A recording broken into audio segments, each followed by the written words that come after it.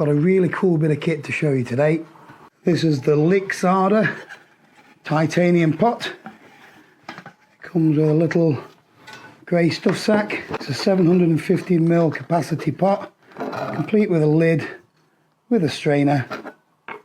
So for easy measuring, the pot's got markers on the inside and the outside. And so it's made out of lightweight titanium. This whole thing weighs only 128 grams. So the pot diameter is 100 millimeters and the height is 112.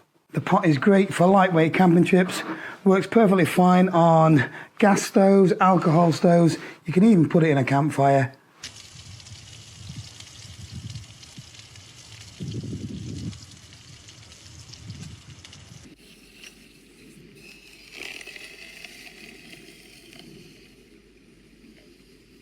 Right, with these noodles, just need to strain off the excess water, then add your flavourings.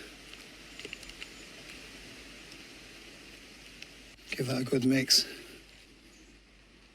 When you finish using it, there's room inside to store your gas canister, your stove, even your lighter. So titanium heats up and cools down really quickly, and it's also incredibly durable.